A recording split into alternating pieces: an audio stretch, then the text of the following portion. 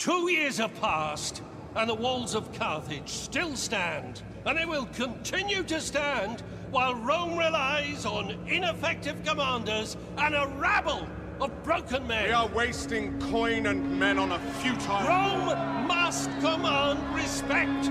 We must command respect. Respect will not feed Rome's people. Honored senators, I move that we end the siege of Carthage and turn to civic matters. Senators! Senators! The time has come to end this war. That much is true. But end it with blood and fury and glory for Rome. What we're showing here is part of the siege of Carthage in 146 BC. The city had been under siege for several years, and we're going to see old Scipio's grandson, the young consul Scipio Aemilianus, command the final assault on Carthage.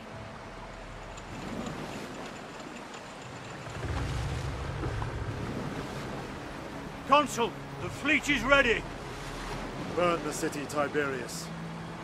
No prisoners, no mercy. Kill them all! Yes, Consul. Forward! You know, we've got Scipio here commanding the Roman fleet approaching the beach. So you can see there the huge scale of the fleet, and the fact that we've got multiple ships per unit, which really adds to the sense of scale. And here's the Roman fleet approaching the beach. So this really showcases a new battle type, which is a combined battle. So you've got naval forces and land forces in the same battlefield. But not only that, you see the men on the ship disembark to fight on land. And so here they're approaching the beach, and they're going to disembark to join the siege. And the combined battles really add a load of gameplay in terms of, you know, cat and mouse around the coast and the defense of the beach versus the defense of the city. And we're really experimenting with different ways to make that gameplay work really, really well. So here you see the guys disembarking onto the beach. This is, you know, what we're trying to achieve here is get a real sense of almost a Saving Private Ryan of the ancient world. So we really want to get the camera down and get that sense of that darker vision of war, where you really make this human scale of battle come alive, and it's part of that darker vision of war, a more gritty, realistic feel to the way the battles work.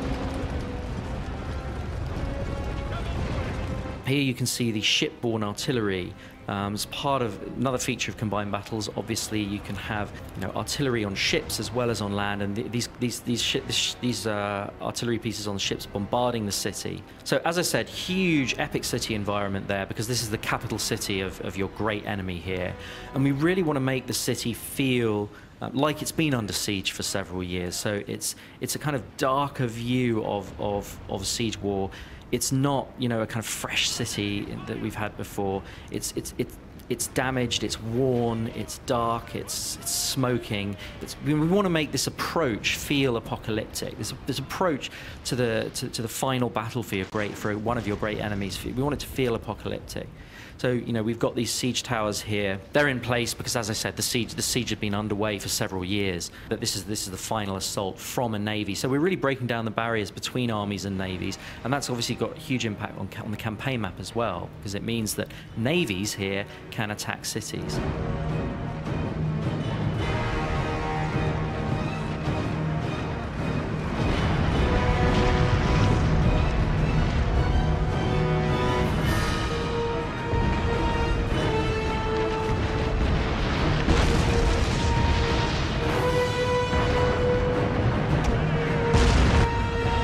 This is the tactical view, the tactical overview. It really helps the player orient themselves in these larger city environments. We don't want the player to be controlling the game from this perspective. It's really an orientation tool. We want the player to be able to understand what kinds of because there are very specific relationships in terms of, you know, one particular unit might be strong against another unit, but not against the third type of unit. We want the player to understand what's going on the battlefield. We want the player, particularly in terms of, you know, the spatial awareness.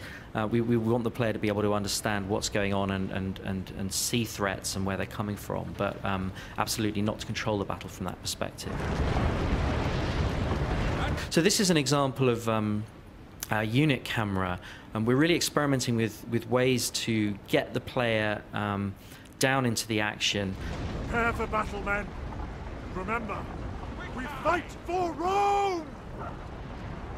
Destroy them! Rome! Glory to But it's Rome! part of humanizing the combat and really bringing out the idea that these thousands and thousands of men, each one is an individual fighting his guts out. And so we've got things like facial animations, emotional interactions between men, that really helps bring out that sense of warfare at the human scale as well as the ground scale. This huge city obviously has multiple capture points. That's something we haven't had before. Where previously you'd have a core battle for a central plaza, but Carthage here has several different capture points, and that means that the gameplay is completely different inside the city. You've got a much better sort of sense of cat and mouse because you've got a reason to have multiple breaches so that you can capture different points. The defender isn't just incentivized after a breach is made to pull back into the plaza and you get this kind of mosh pit. No, instead we've got real cat and mouse gameplay. You've got to defend multiple points. The attacker can do lots of different things. They can concentrate on one point or move to another when they sense weakness. Here you see the Roman fleet coming into the Carthaginian harbour. Again, the whole combined battles adds to that richness certainly in terms of a coastal city.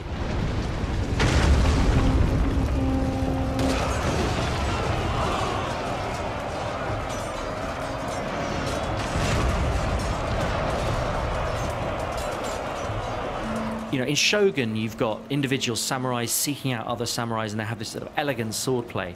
But in the Roman era, we really want to get a sense of that kind of brutal, mechanistic group combat.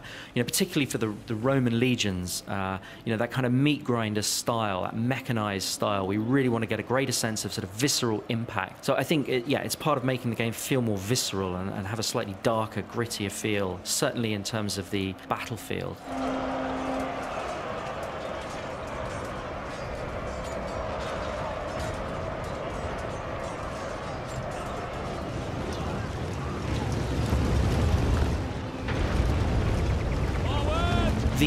The Total War engine, over the years we've learned so much about how to get really optimize the performance in terms of being able to deal with thousands and thousands of men on screen at once, and the fact that when you zoom in you get a huge amount of detail.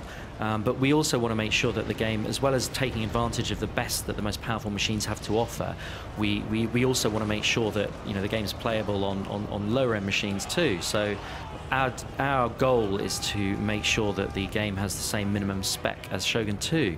Now we're going to do everything we can to try and achieve that. We can't guarantee it, but that is what we're trying to achieve. We're really pushing the look of the game, but this is super early code. We're way pre-alpha, and what that means is there's loads of features, not just in terms of the graphics, but also in terms of the combat and the animations that actually aren't in the game yet. So the final game's actually going to look way better than this. We're working our guts out on this game, and we're determined to make it the best Total War game ever. We've got a huge budget for the game, about 40% bigger than anything we've done before. So we're absolutely determined to make it the most epic Total War title ever. The bad news is we're not going to be releasing until the second half of 2013, so late next year.